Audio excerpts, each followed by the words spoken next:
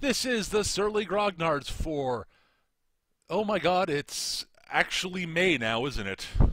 No, no, it's not. May 7th, 2018. This is Peter Bowman, and as always, I'm joined by my good friend and co host, Eric Carlson. How are you doing tonight, Eric? I'm doing all right. Yes, I'm lamenting the passage of time. Time is dumb. Linear time is linear. It, yes, it is. That's a bit of a tautology there, Eric, but okay.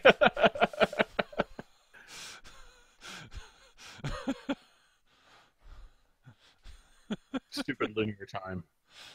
We don't have a particular topic for tonight. So we're just gonna basically talk about gaming shit and comic books and shit. I don't know. When do we talk about shit? You know, We're doing one of our usual, we don't have a particular topic episodes. yeah, we so what do you want to talk about tonight? For 15 minutes. So shoot the shit? Okay. Yeah. we do have a question from one of our viewers, which we will cover tonight.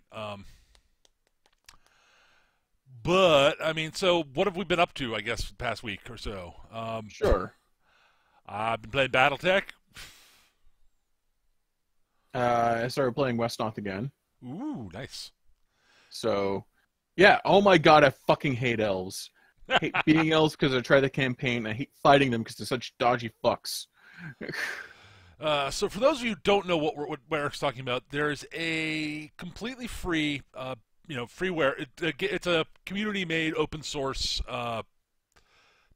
strategy/tactics game called Battle for Wesnoth. You can find it on wesnoth.org. You can also, I think, you can find it on Steam now. Yeah.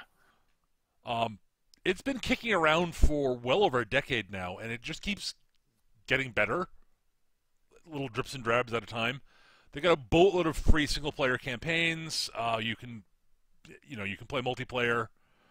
You can play multiplayer versus computer, etc. It's a good little game with a bunch of different races and Yep. it's a bunch of factions, I should say, because some of the factions have multiple races in them. Have multiple races in them. Yeah. It's a fantasy-based game, so. But yeah, like the default race, there are like 6 default races and a bunch of other ones that are available depending on what time period you want to set. There's a lot you can do in the game. It's actually really neat. I really recommend checking it out because, again, free. It's fun. The games take a while. It's really old school. Yes. With like little sprites running around and like turn-based stuff and like hexagonal movement, all that stuff. It's fun. The games take forever, but they're fun. Yes. Yeah. And there are orc ninjas. And there are orc ninjas, yes. They call them slayers, but yeah, they're orc ninjas. They're actually called assassins. When they level up, they become slayers. Oh, it's right. The first level up are slayers are assassins, then they're slayers, right? That's right. Yep. I forget what the third level one is because I haven't bothered to get one yet. I could look it up, but that's not like it's not worth the trouble right now. Yeah. But they have their the default races. They're the loyalists who are all human.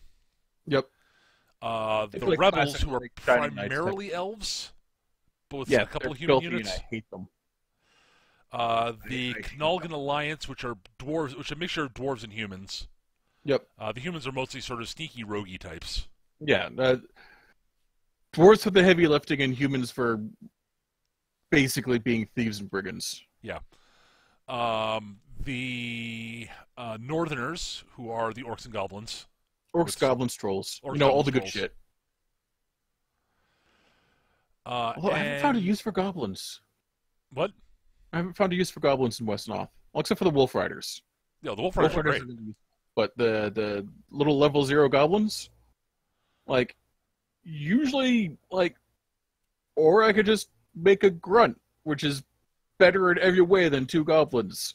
There's one way the 2 goblins are technically better. I guess for like controlling where the enemy's moving, yeah. Yeah, because basically, each unit has a little area around them that they, once each hex adjacent to a given unit is its zone of control, and if an enemy unit moves into its zone of control, they can't move any further, unless they're skirmishers, cheating bastard skirmishers. Assassin. So so the Northerners, and then there are the the Drakes, Yep. who are Lizardmen and Dragonfolk. flying humanoid dragon dudes and a bunch of lizardmen who pal around with them.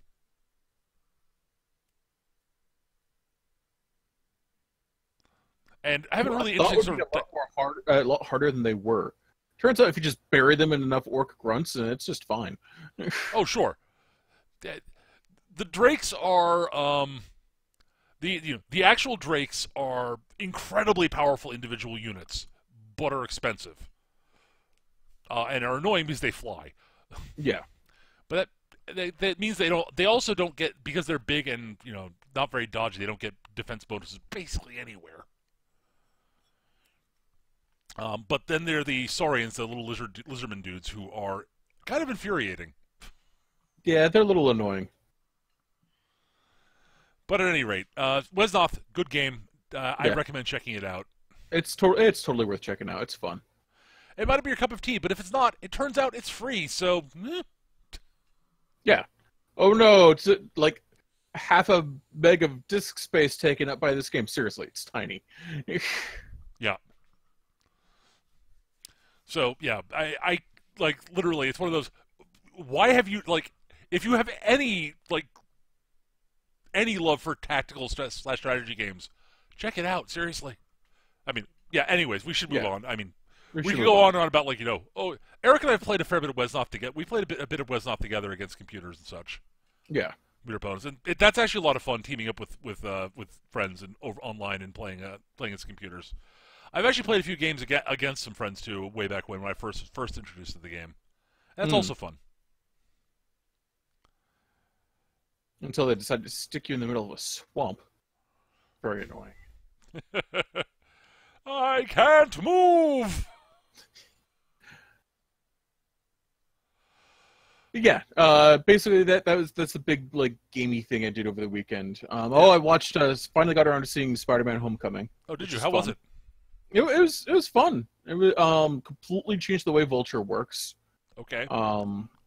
He's no longer an old man stealing youth from people. He is in fact a contractor who got dicked over by the government during the cleanup after Avengers 1, and now he's using what alien tech we managed to do during before the government pushed him out of his contract cleaning up alien tech to steal more alien tech and build weapons and sell it. Okay. That is a less silly conceit than the actual Vulture. Yes, Than Vulture was originally. and I really dig the redesign. Like his wings are friggin' kick ass. Cool. I intend to check that movie out at some point. It is on my list. Yeah, and the new guy playing Parker is actually does a pretty good job of being both that sort of earnest, geeky, slightly pathetic Peter Parker, while being the smack talking Spider-Man. So Cool. Yeah. Let's see. What did I do? I played a bunch of BattleTech, as I mentioned. I'm Right. still really enjoying the game.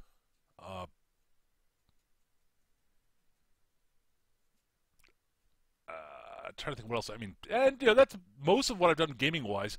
Yeah. Although my Thursday tabletop game, it looks like we might. I'm taking a bit of a break from game mastering. I'm kind of suffering from a bit of burnout. A burnout. B writer's block.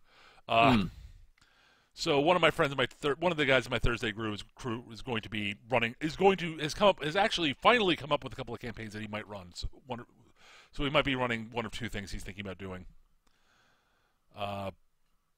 So it'll probably be either Pathfinder or some homebrew modifications to Iron Kingdoms. So that should be fun. I'm perfectly okay with playing Pathfinder. I'm not a big fan of DMing D&D 3.x derivatives. But then you could. I don't blame you. It's not. It's just not. I totally acknowledge that some people really like it, and that more power to them. But Yeah. No, I haven't run it in 7 cajillion years. Hmm. But Pathfinder and its and 3.5 derivatives are fine by me. I've got no problem playing them. Sure. There are better systems out there. There are much worse systems out there. Oh God, yes. So yeah, I'm fine with playing it. Pathfinder does some interesting stuff with the way they build their classes, making them slightly more interesting than they were in 3.5. Sure. So, Yeah. but you'd kind of have to. Oh God. So yeah. No, we spent some time talking about what we were thinking about, what people were interested in doing on for my Thursday crew, and Well, I recommend Iron Kingdoms because that game is friggin' awesome. well, we played IK before, you know. I mean, I Yeah. ran it, so you know. But no, the what was I going to say? The conclusion we came to very rapidly is that none of us are interested in doing anything D&D related that predates 3.x. Just like no, Yeah, no, no, fuck that. nope. I absolutely agree. My friend Peter Shaw is the guy who's the other going to be running whatever game we're doing. You know, he was the one who ran the previous. Ran the second edition AD&D game that we played before when I was taking a break, and he was very glad he got to do the campaign thing he wanted to do and actually go through all the modules he wanted to get through, because we were playing old basic D&D modules tweaked into second edition, which was a lot of fun. There's some cool stuff in there. We had a lot of it was neat and cool and nostalgic, but God, I don't like second edition AD&D. I don't like do AD&D not blame at all. you at all. No, Like, it is not my friend. no. And we were all like, "Yeah, we're done." We tried it. It's over. Let's go back to doing good systems. I mean, that was the campaign that reinforced my realization that, like, both, like, it's like, so, you know, the class balance in second edition is weird. Mm. In that I would say wizards are the most are actually semi reasonably balanced against the rest of the party, against fighters. Uh, Fighters and wizards are actually basically fine in second edition. Yeah. Thieves and clerics not so much. Jesus Christ, I played a cleric in a first ed game, and it was just the most boring thing. Like, I was 100% necessary. Yep. Like, nothing worked without me. But Jesus Christ, was I just It is so bored mechanically. oh my God, it is amazing how completely and utterly massively important a linchpin the cleric is in second edition in AD&D. Yes, absolutely. And how completely uninteresting they are to play mechanically. Yep. I mean, role playing your character is always interesting. That's just Yeah. That's why I made sure I had that caveat mechanically. yes, absolutely. And and in a combat light campaign, a cleric's going to be fine. But anytime it gets into combat, you're sitting there going, "Okay, I'm okay at bonking things, not great." But I've got a really limited weapon selection. So, and God help you if you're actually like playing a traditional D&D cleric and are stuck with blunt weapons. Yeah. Because oh God, blunt weapons suck in AD&D. God, they're terrible in AD&D. Just such crap. The Morningstar is basically the only good one. Except that's also piercing, so technically that's it's a right not out. actually. Yeah, the Morningstar is bludgeoning. Yeah, I thought it was both bludgeoning and piercing. Because it's all spiky-fied. That depends on the Morningstar. No, the Morningstar is a legit cleric weapon. Honestly, it actually is. No, the Morningstar is. I'm not going to get up and grab my second edition AD&D. No, I am also not going to get up and grab my own second edition D&D books, which are buried somewhere that I'm not going to. I think I put it back in the bookshelf. It's either that or on my coffee table, but I'm not bothering. This is not an argument. I was allowed to use it in the game, so I don't really care. It's like it's almost as good as a longsword. Yeah.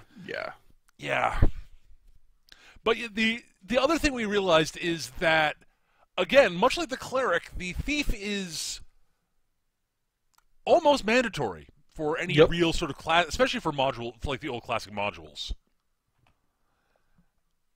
And for that one attack that they get when the enemy doesn't know they're there, Yep. that's good. And then they are, aha, I poke you. Wow, my hit rolls are not very good. But yeah, I'm not doing a lot of damage. And Yeah. if you're using the fucking armor modifiers, good luck, asshole. We were not using those. Ugh. Yeah, that was a. But, we played through a bunch of classic basic D&D modules. We did, keep on the Borderlands. We did a couple other classic ones, but the one we finished off with was Isle of Dread, which is an all-time classic. We got to fight dinosaurs, Eric. That is always awesome. Exactly. And who says otherwise is a fucking liar. But yeah, that was fun. But yeah, we're not doing second edition ever again. Yeah. Or God help us, first or basic. Yeah. Honestly, yeah, I might that almost rather play basic than AD&D.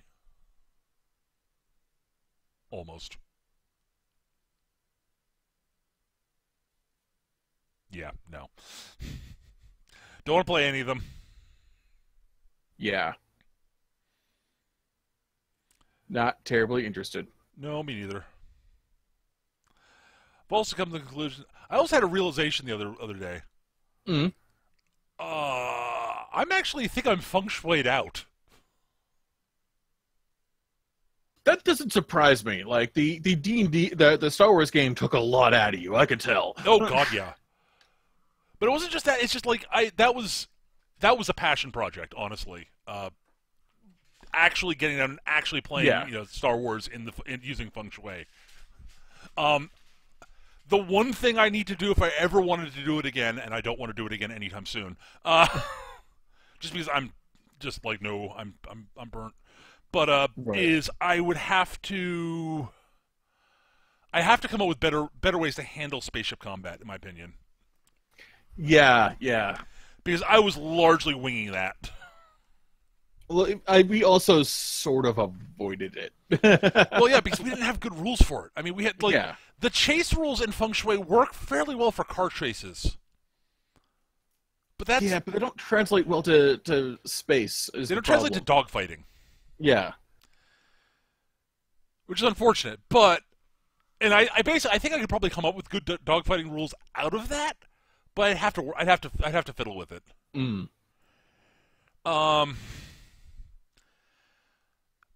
But it's less the system. But I'm even more specifically talking. Like, as much as I love the feng shui setting, and I do, I think I've tapped it out. Like, I don't know. I only played a guerrilla warrior once. I know. Briefly. we got like 6-7 sessions in with that one. We got like 6-7 sessions in there, which is not a lot, but it's it's sadly enough to whet Eric's appetite. It's exactly enough to make me go, this is fucking awesome. I want to play it all the time. I want to be a cyborg gorilla from the future always. Yeah. But yeah, I realized that not only have I played a lot of feng shui, I started playing it in like 97, 98. And then it just hit me. That's 20 fucking years, dude. Yeah, it's a long fucking time. The only systems I've played more, I think, are GURPS and Hero System. Like, I don't think I've played any edition of D&D that much. Yeah. Like, if you count up all the D&D, like, across multiple different systems, editions of it, then yes, I played more D&D than Feng Shui, or Hero, or GURPS. But you have to add all the editions together to do that. Yeah, I've played so many different systems. I guess I'd probably say D&D is the most consistent one.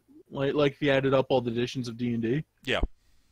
But if you split them up, it's a pretty big grab bag of systems out there Oh God, yeah, totally.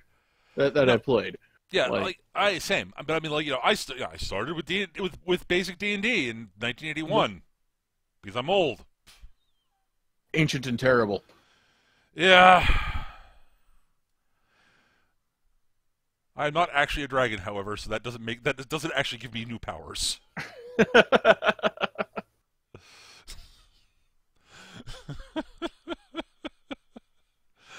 Uh, yeah, like I started playing D&D in third grade. Jesus. Yeah, geez, man, 10,000 years ago. Yep, I was but a wee boy. And I played a bunch of the TSR games during that era. Like so I started in D&D, and then the people we played that played D&D, we played D&D, discovered there were other role playing games, like they were all published by TSR. Because, there was Gamma World and Star Frontiers and Top Secret and Mm, Boot Hill. They had a Western game. damn, that doesn't surprise me. They kind of threw TSR kind of threw it at everything. Oh god, yeah, they threw There's a everything at Buck the wall and Rogers tried to see game. what stuck. Yeah. And what stuck was Dungeons and Dragons. Yep. Almost all the rest of those kind of faded away. Like Top Secret popped up again like a decade later, and Gamma World popped up again. Pops up every now and then. Yeah. But like Star Frontiers, nope. You know what game I wish wasn't saddled by such a terrible system? What? Fucking Rifts. Rift And is. I know that's a bit of heresy, but it's just such a batshit insane grab bag with an actual like world involved. Like, do you have a concept? It will fit in Rifts. Yeah, I don't care what it is. Yeah. It's just a lunatic pile of insane. It's Guardians of the Galaxy in post-apocalyptic Earth is what it is. Kind of, yeah. I mean, it's literally like a bunch of different genre settings that got squished together, literally by like Yes. a cosmological event. It's weird. It's a really weird, bizarre system, and Well, it's not a bizarre system. It's not, a fairly but bizarre setting. world. I meant to say. Yeah, the system is With, Palladium. like, yeah, but the system is Palladium, so it's terrible. But like, you've got like totally not Imperial stormtroopers trying to put together humanity, but they're horrible, evil space fascists, but not in space because it's the apocalypse. Um, you've got like orcs and like totally not Divan slavers and dragons, and yeah, it's a giant crazy psychics. You've got cyber knights, giant robots. It's a giant ball of madness. You got anime and fanboys in power armor with railguns. yeah, you could totally be Glitter dude. You could boys. be an orc bounty hunter in power armor fighting Cthulhu. Tell me that sounds awesome. And your friend could be a dragon. Yeah, you can do that. It's just unfortunately you're saddled with Rift. With Yeah. Palladium, I mean, With Palladium, and that's the problem. I wish it just wish it wasn't saddled with Palladium. like I honestly like you could probably do something like that in like GURPS or Hero, but like Yeah, honestly, it'd be easiest to run in Hero and just treat it like you basically treat your character designs as basically build your characters as if you were building superheroes. yeah. Like I want to play a dragon, go ahead, build a dragon. It's Build a not that dragon. hard. I want to be a dude in power armor. Okay, buy your stuff through Foci and stuff. Like it's not actually that would actually be very doable in Hero system. Well, yeah, because Hero System could do anything. Which is, as we've said on many occasions, its greatest strength and its greatest Yes, weakness. its greatest weakness. You don't know how to build something, just use transform. Goddamn. Transform is such a catch-all power. It's not actually really a catch-all power. The problem is that but it weirdly is. But yeah, But yeah, wow, I'm trying to. So yeah, I played those. Anyway, what I'm saying is, in my old age, that kind of lunatic batshittery anything goes. It becomes more and more attractive as I get older. Sure, it's an interesting idea for a setting. I have no idea what I want to do. What I like as a game master, I'm like, I look at Rift and I go, I have no fucking idea what I want to run in Rift. It's just the problem of too many choices. Just like yeah. But yeah, like I've played a boatload of D&D. Obviously, played a boatload of D&D. Yep.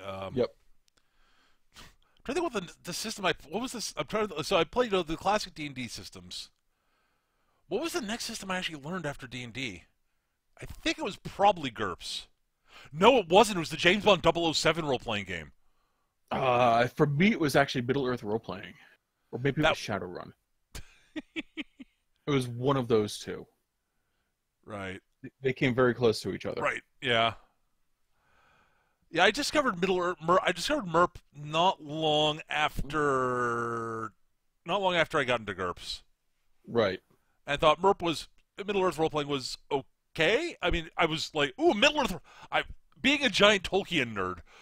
Yeah. I was like, ooh! And then I read the rules and said, oh, well, they look okay. A little... Okay, these critical hit tables are hilarious. The fumble tables are hilarious. You trip over an imaginary dead tortoise. Invisible imaginary dead tortoise. Invisible imaginary dead tortoise, yes. The best fumble ever. I remember the tiny crits were hilarious and always devastatingly, like, embarrassingly monstrous. Like, the kitten catches your cuticle with its claw and tears a big strip of skin all the way down your arm and zipping all the flesh, and it falls off, or something equally ridiculous. The crit, yeah. It was an offshoot of Rollmaster. That was if you were using the Rollmaster crits, and of course we were like in junior high and high school, and therefore the more the more complexity is better, right? Crit tables are the best. Crit and fumble tables are the best things ever. Yep. Wow, I fell out of that theory very quickly. Yeah. Literally, the realization the reason I fell out of the crit table, loving crit and fumble tables, was I actually stumbled across there was this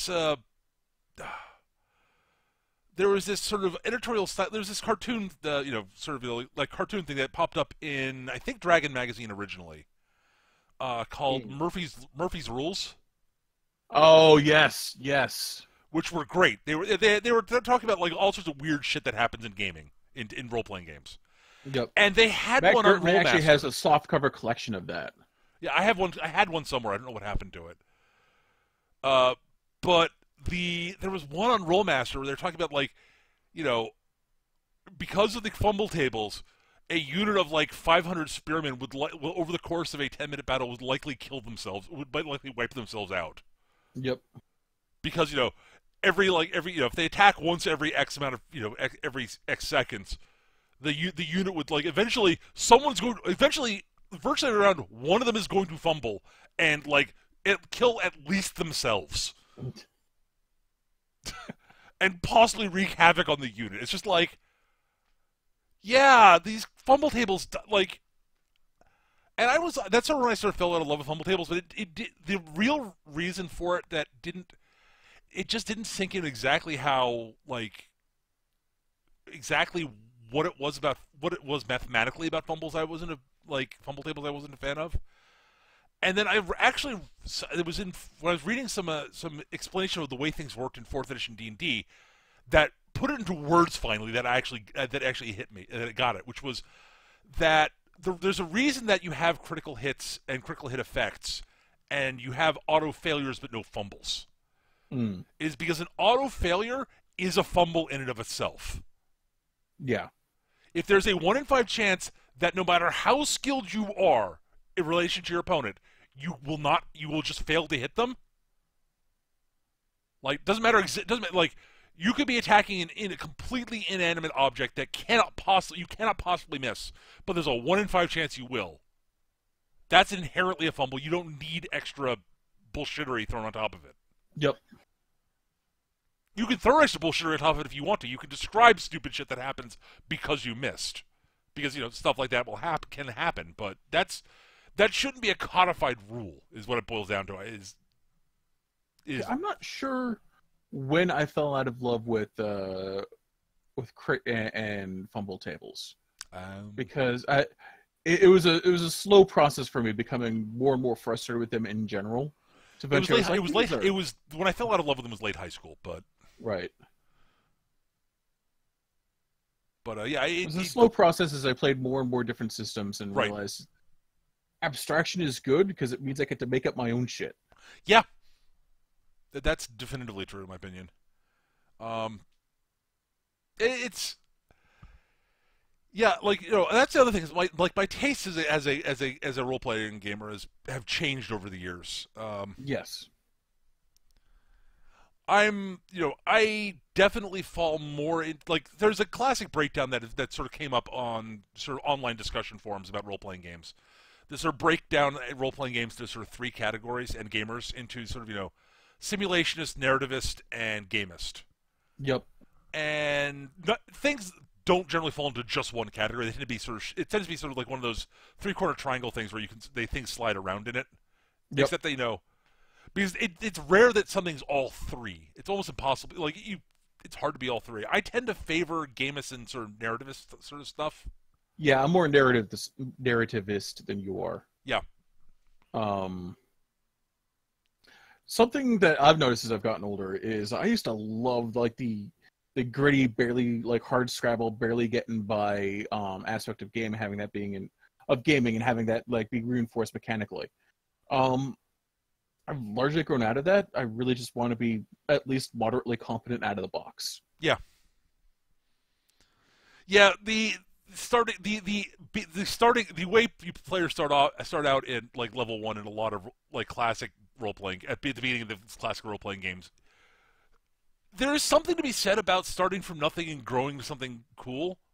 Yeah, which was largely my philosophy beforehand, but as I've gotten older, it's yeah, I've done that in real life. Can I just start at level 3 now, please?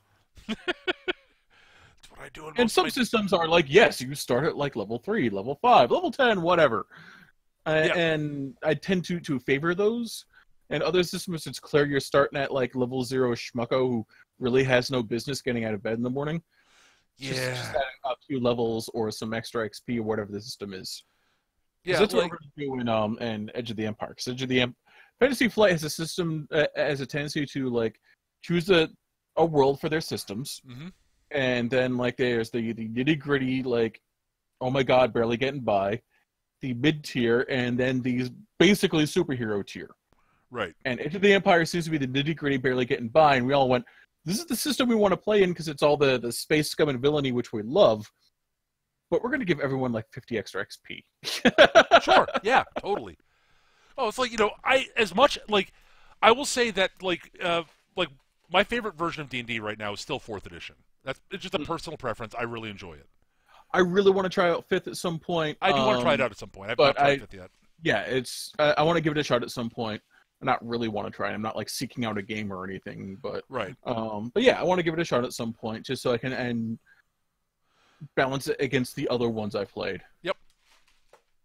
But yeah, I really like 4th edition, and I will say 4th edition so far, the ones of the D&D games I played, you are by and far the most competent first level character I've ever seen in D&D. Yep. And even then, most of the time when I ran 4th edition, after the first couple of times I ran it, I started players at level 3.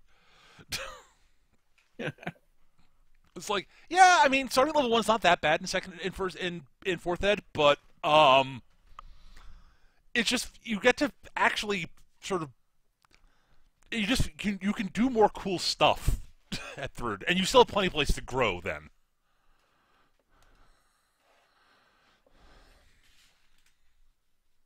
Yeah. But yeah, Where was I? Yeah, I lost my train of thought. Sorry. Yeah, so have I. I was just beyond. We've played a bunch of boatload of different systems. Yeah. There's several I come back to a bunch. I like to go back to IK at some point. Yep, I could, I would like to too. Every once in a while, I think about running a game for the Friday crew, and then I remember that I have no idea. My map tools doesn't work 100%, but it works enough for me to play. And last time I tried to re-download it, it was a nightmare. Yeah. So yeah. Also, I'm going to be running a. I only have headspace to run one game. I'm going to be like partnering to run the Star Wars game that's coming Right. out. No, I totally rock that.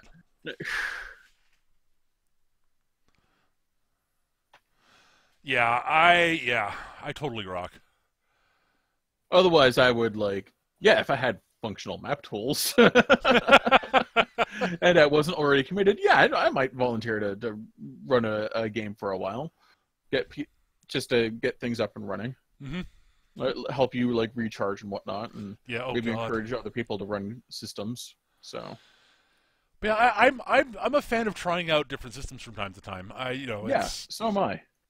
Like I've gotten to try out a couple of new ones somewhat recently. Like I got to try out Fate for a little while. I ran Fate for a brief little while.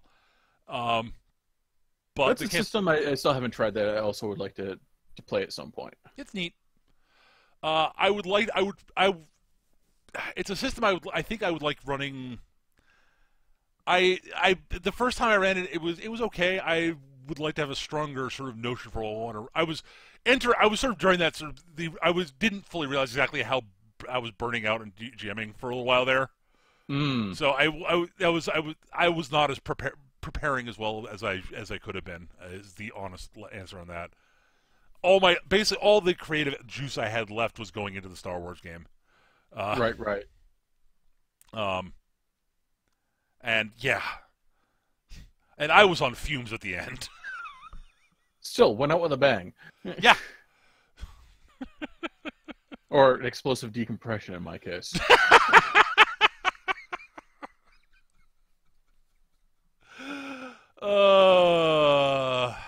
Yeah. All right, we should probably get to Stefan's question before I forget. Yes. All right, Stefan. Actually, we were talking with Stefan yesterday on Discord during the my community day thing I do on stream on Sundays, where we play video games and stuff. I play video games with the stream community.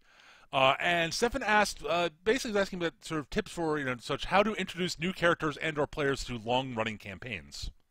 So, if a player has a character that they retire or dies or whatever, they want to introduce a brand new character, or someone new is joining the campaign with a brand new character and hasn't played in this campaign before. How do you go about doing that? And I mean, there are several ways to do that. I find the all new players a bit tougher. It is definitively. Simply because you've got to. Not only are introducing a new character to all the chicanery, but a new player as well, and they don't have that that sort of unspoken power balance between the players, and who gets what attention is sort of now thrown off slightly. There's also the fact that there's even if you are able to summarize what's happened in the campaign so far to them. Yeah, there's a lot of sort of a weird sort of developed sort of language that each campaign develops over the course of it. Yes, exactly. That was what I was trying to articulate. Thank you. That they just don't have. They don't have the reference. They don't have the reference points for it. Like every campaign's going to develop its own like inside jokes, and those will come up and they'll be like, "What the hell is that?" And everything stops for like 15 minutes as you explain the joke. Yep, and that, or just like quick little shorthands, like I'm totally gonna NDA this motherfucker, and which might be a reference to something involving an NDA that Eric thought was stupid.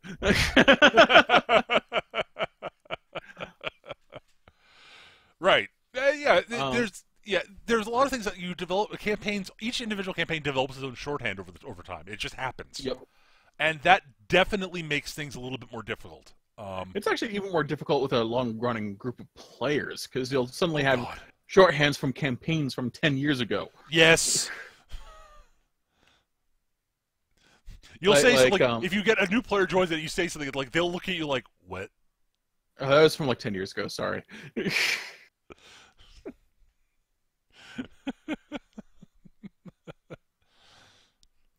Oh, and that sort of thing can happen. Like, I was just thinking, like, in my Tuesday crew, like, Matt, Chris, and I are the people who've been playing together the longest in that.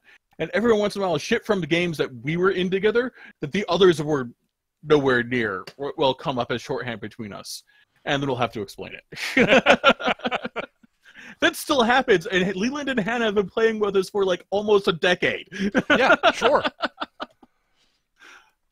No, it's worse when you actually combine players from, like for me, like if I was to combine players from my Thursday crew and from the Tuesday crew, you guys.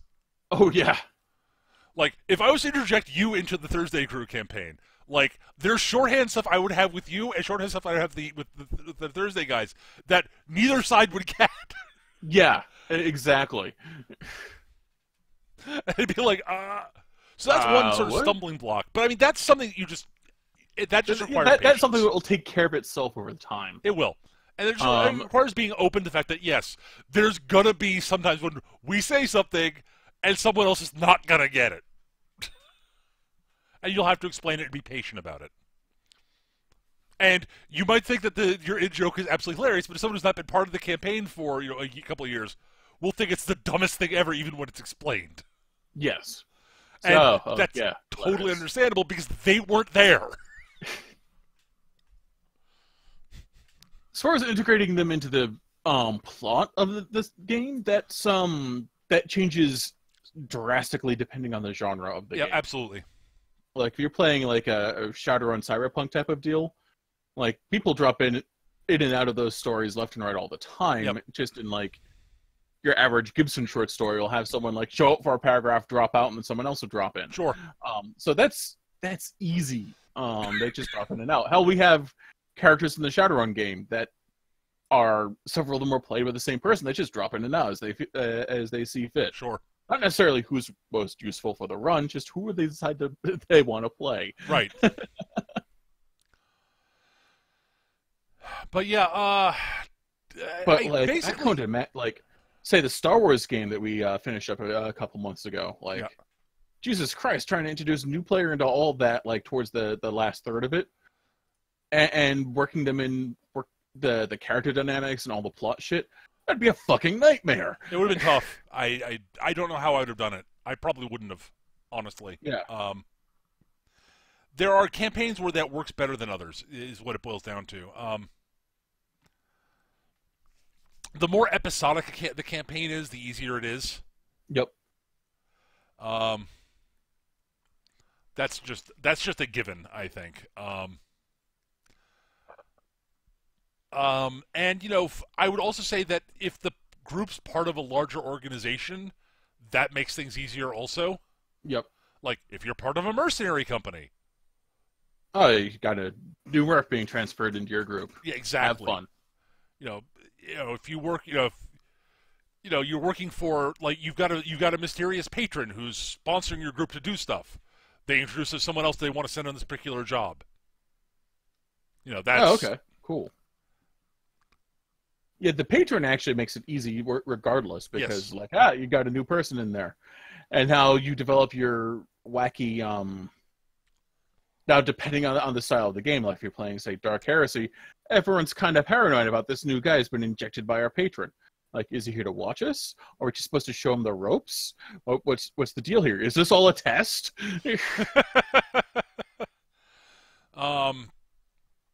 For a fantasy campaign, like introducing a new character, like honestly, it's like, okay, my gut feeling would be set up an adventure where they need to hire somebody. They need additional. The group needs someone else, so they'll hire somebody to join the group, and they'll become, it's like, it's a fantasy trope, it's like, oh, okay, fantasy RPG trope. It's like, crap, we need a ranger for this job, or right. Whatever, insert what the new player's character is, or or they could be someone who's like, it's like, okay, this person has a quest that they're on, and they need to hire the players to help them do it. Or it's simply like, you guys are off doing that thing. I'm doing that thing. We should team up to do the thing. Right. I will say, introducing a new character into a superhero campaign is often pretty easy. Yep. Again, superheroes another one of those where they drop in and out a lot. Yep. I mean, how often does the X-Men's friggin' roster change? Oh, Jesus. Or God help me, the Avengers. Yeah. Or the Justice League, or Guardians of the Galaxy, or pick a superhero group. Someday, if any of you actually genuinely want to be baffled, look up the roster of who has been an Avenger in the Marvel universe in the comic books. Yeah. It's like there's like 100 of them.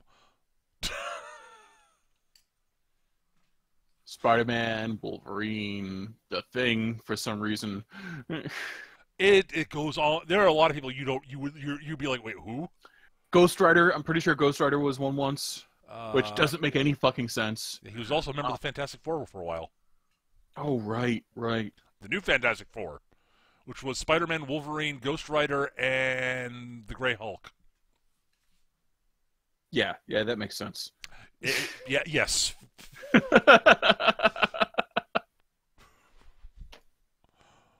Honestly, the list is probably shorter just to list who hasn't been an Avenger.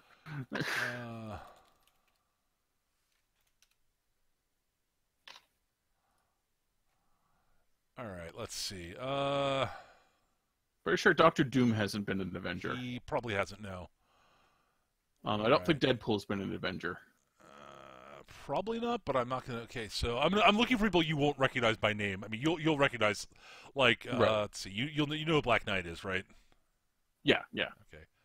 There's one I don't recognize the name of, the Two Gun Kid.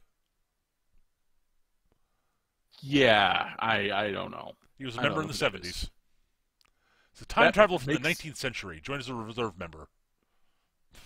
Yeah, that sounds very 70s. Okay. Yep. She-Hulk was a member at one point. That makes a certain degree of sense. Was Venom? Venom must have been a member. Venom was a member of the fucking, like, X-Men briefly. Like, you want to add some edginess, you add Venom. That's what happens. When I get there, I'm looking through it. Namor was a member of the Avengers for a while. That I did not know. I'm pretty sure I knew that. And like I show up for 2 weeks, and then I leave to go hang out with the Defenders again. Okay, apparently... Okay, no, never got full membership. I'm not going to count him. Sandman does not count then. Okay. Jack of Hearts was. Who's Jack of Hearts? Yeah, don't worry about it. Very minor character. No, Venom never has been, as far as I can tell. Ah, okay.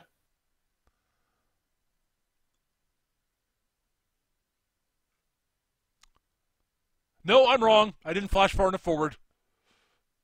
Oh, Venom was a member. Agent Venom was briefly. Yep. What? Current member? Okay, Venom. Apparently Flash Thompson became Venom at some point. Yes. And is current member of the Guardians of the Galaxy. I didn't know that, but that's kind of awesome. Like, I kind of dig it. I want to go home to my symbiote planet. Okay, so yeah, but yeah, working in character, like, it really is a case of, like, if it's a new player, if it's a new character for a current player, they'll know the campaign shorthand, they know what's going on, they know that. That's just a case of them having to come up with a character that they can work into the group, that will fit in the group and won't cause too many problems. That's a case of just working with, talking about the character, talking about the other characters in the group, and remembering this is a new character, and not to get to use too much meta knowledge that you the player know about the game that the character wouldn't. But yeah, like that's the new player is the hard one, honestly. The really hard one. But yeah, like, it's literally just a case of it depends on the campaign setting. Ignoring the new player, like for a new player, bring them up to speed on what's happened in the campaign so far. Even if the character doesn't know, the player needs to know this shit. just so that they have a chance of understanding what the other players are talking about. Yes. But working in a new character, it's going to depend on the campaign. But make sure they know what's going on in the campaign. Make sure they know roughly what the other characters are, so that like at least the public face of each of the other player characters are for the characters are, because that way they can build they can design they can make a character that will at least have a chance at fitting in to the group, and they'll be less likely to feel completely ostracized by building a character that just does not fit. But yeah, interesting new character. Like, it's look at the setting. Like, pick a time between adventure. Like, pick a time when it feels like it would make sense. Like they're in a place where they could add a new character. Like, again, let's go to a classic fantasy campaign. Several possibilities. We mentioned the party needs a specialist to help them track something down or do something. Someone needs help on a quest that they're on, so they get the party to help them. The party is working for somebody, and they are given somebody else to help them out. They are assigned someone else to help them out from that, by that patron or what have you. The party gets involved in a fight, and someone else is in the new player gets involved in the fight because it's like, oh, they're fighting something. I'm also fighting. Roar! Smash! I'm good about fighting. I will also go smash. Yes. The party could be investigating something, and the new player character has been captured by the bad guys, and the party rescues them. Yep, that's pretty It's a classic. That's a classic. Yeah,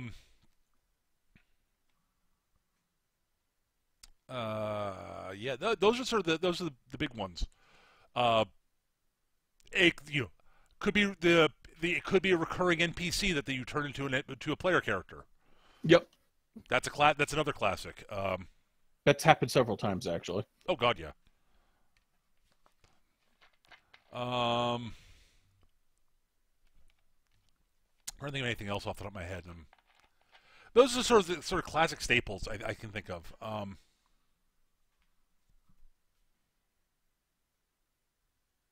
Could be like could also do the opposite. Like, the players are boned. Here comes the new hero. Yeah, that's another thing that like it's a guy who happens to be in the position that works best for. I would say that works best for sneaky roguey types. Yeah, I was going to say like that's like the classic way to introduce the rogue. Yeah, it's like, oh, hey, what are you guys doing in the dungeon? What are you doing in the dungeon? Well, escaping at the moment. You want to come? Right, exactly. That's a classic. But yeah, it does depend on the campaign, obviously. But as always, like it really helps to talk to the players and the people involved and make sure that everyone's on basically the same page. Yeah, and that's the hard part, but it makes everything easier down the road. Yes. And yeah, I mean that it is not an easy thing, and it's not an easy way to give you a simple, concise answer, because it's different every time. Every time. There is no one answer is the real issue. I mean, it doesn't just depend on the campaign. It depends on the people involved too. I mean, yep.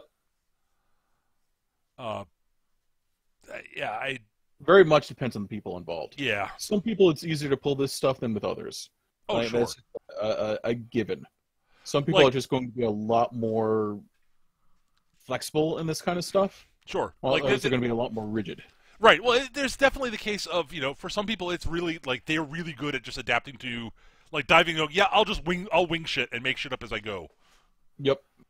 And I'll be fine. And for some people, it's like, they're, for some people who are more focused, who are less focused on on character dynamics and more on sort of, from a role playing, they're like, for players who are more interested in the sort of the gamist part of the game, they're interested in the more crunchy mechanical stuff. That can actually often be easier, depending on on the campaign again, obviously. Uh, but like but I do think that the biggest thing that you have to keep in mind is the person, like making sure that the players in the group will be able to play together and have fun together.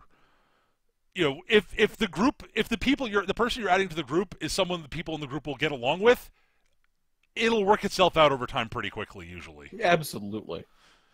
Like that. If they don't get along at all, you're gonna that's a problem.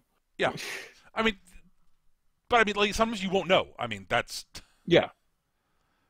Sometimes you think they'll get along just fine and it'll be awesome, and it doesn't. yeah, that happens. I mean, but yeah, like seriously, it's and that's why I stress make sure that they like the players have a chance to at least talk to each other before someone new joins. Talk to the new guy before they join the group.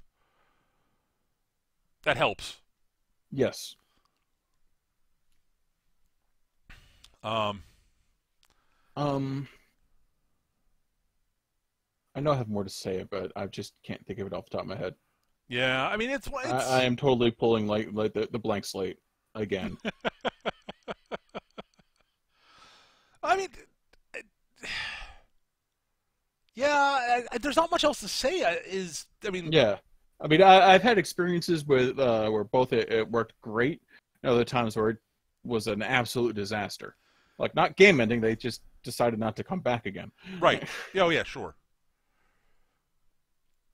I mean, And that can happen even between like old close friends who have gamed together for ages, and you try to introduce a new person, and it just doesn't click.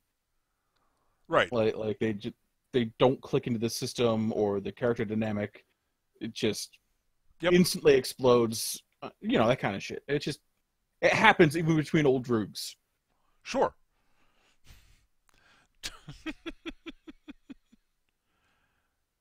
But yeah, like I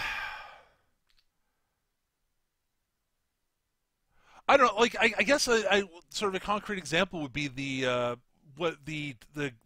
Tuesday crew went out when we started role playing together. Mm. Because early on it was you, me, Chris, and Dan, if I remember correctly. Yeah. Then Dan dropped out, and Hannah, sorry, of course Hannah. Yep. Dan dropped out, and it was just the four of us. Then Will joined, if I remember correctly, or did Leland join first? Poor Will. Leland joined first. Right. Leland was actually pretty simple to slide in. Well, yeah. So because Leland's just Leland is such a gamist that he will just flow with whatever as long as he gets to build his character the way he wants. Right. And as long as no one balks at whatever bizarre creation he's come up with, because Leland is a gamist, but Leland does not crunch numbers to be effective. He crunches numbers for the weirdest shit he can think of. Yeah. But I distinctly remember Leland is definitely somewhere between gamist and simulationist. Yes. Because he definitely wants things to simulate what he wants to do accurately. Yes. And it's less about it being, necessarily being a balanced game. Yes. Yeah, I would absolutely agree with that. He's probably more simulationist than gamist, but he's not also by a gamist, lot. definitively. And he loves his batshit insane whatever flies his fancy. Yes, he does. But poor Will, like the two times we introduced Will into existing games, like he managed to step on toes in exactly the wrong way. The really weird thing is, as a player, we all love playing with Will. We love playing with Will. Will's great. Like, playing with Will is loads of fun. He always has fun, awesome characters. But, like, the first time his character meets our character, his character always puts his foot in his mouth, and something terrible happens. Like, the only time that didn't actually happen was the one that didn't happen was the MechWarrior campaign. I think he was there from the get-go on that one. Yes, he was there right from the get-go. And oh my god, that character was amazing. Yes. What was it? Mickey? Yes, Mickey. Mickey, the drunk Gaelic Solaris pilot. Oh my god. He basically wanted an excuse to play Brad Pitt from Snatch. Yeah. In a giant robot. And it was amazing. It was incredible. He was just intelligible enough to get his point across. It was amazing. Yes.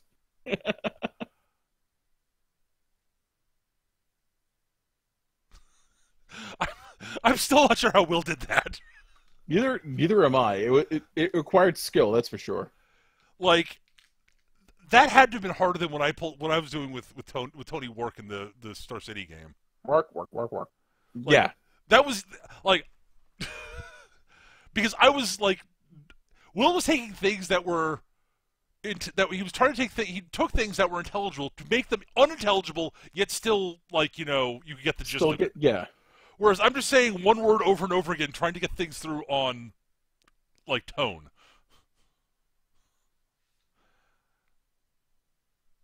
I like doing that with Tony was like the most just I'm astonished I pulled it off as well as I did. Well, everybody loved Tony, so like that was just a loads of fun. Period. Yes. Tony Work is one of my favorite NPCs I've ever had. I don't know, just like. So one of the things I'm thinking about doing, just for the Star Wars game, because I'm going to be my character that's going to be cycling in and out between player and NPC. Yep. It's going to be a droid like outlaw mechanic, like bad scientist type of deal. And one of the things I kind of want to do is whenever he gets upset, he makes angry dial-up noises at people. I'm thinking about putting it on my phone and just playing it. That's how I would do it. Yep. That's definitely a thing. That's something I would basically check to see if people are okay with you trying it, do it, and then make sure that they're still okay with you doing it afterwards. But my initial thought was just like announce angry dial-up noises, which is hilarious, but might be more hilarious just to like play the dial-up noise of people. I'm not sure which. I like both. Angry dial-up noises is pretty awesome. I have to shouting that is pretty awesome, honestly. Angry dial-up noises. Okay. Oh my god. Yeah. So yeah. Well, I think that basically covers what we can say about Stefan's question. I hope that helps, Stefan. Yeah, I hope that helps out. Yeah, without greater specifics, it's hard to help out there. And yeah. And even if you gave us like a goddamn like 3,000 page like report on all the variables involved, we'd still be like, so basically see what we said before with like an extra paragraph maybe. Yeah. Yeah. But yeah. So, again, hope that helps. And we, as always, we love getting viewer questions. So if you got them, send them to us, please. Our email address is surlygrognards@yahoo.com. surlygrognards@yahoo.com. Or you could post them in the comment section on YouTube, which is where we upload these recordings to. Just leave a comment there, and we'll see it usually. Well, I'll see it and then pass it on to Eric. Yeah, Peter will see it and then pass it on to me because I don't believe in the internet. Yes, Eric is a complete Luddite and does not believe in technology or the internet. Nope, I do not. It is not real. But clearly a fever dream. Right. If you've got feedback for us, ways we can make the show better, we love getting that shit. We love constructive criticism. Please feel free to send it to us. Same locations. surlygrognards@yahoo.com. Or you can post them on the forums there. If you've got show topic suggestions, oh my god, we love those. Yes, those are the best. They really are. They help out a lot. Feel free to send us things you want us to spend an entire episode talking about. So we don't spend an entire time talking about, like, wow, we've played a bunch of different RPG systems, or if we're not careful, Eric will just start rambling on about, robot dinosaurs and shit. Which are fun and awesome, and yeah, I mean, who doesn't like Grimlock? Well, I mean, terrorists. That's who don't like Grimlock. If you don't like Grimlock, then you're a terrorist. Okay, sure.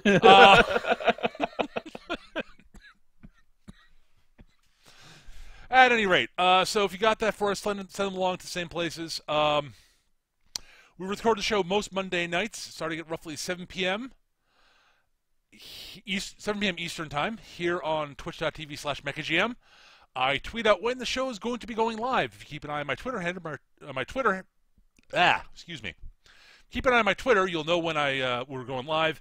My Twitter handle is @MechaGM. Feel free to check me out there. You'll see when I'm going live on my stream and such. Other than that, though, guys, thank you so much for watching and listening.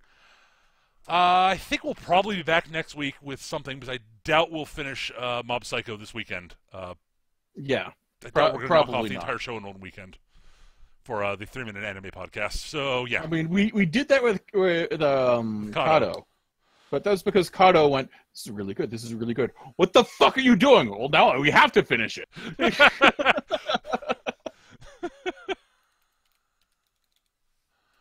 I want to check one thing.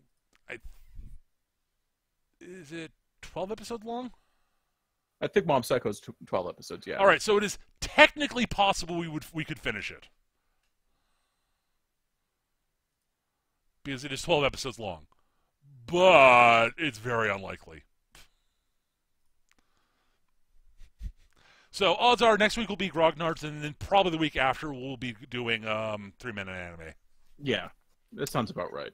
Anyways, guys, that's going to do it for this week. Thank you so much for watching. I hope you guys enjoyed it, and we'll see you guys next time. Take care, everybody. Bye, humans.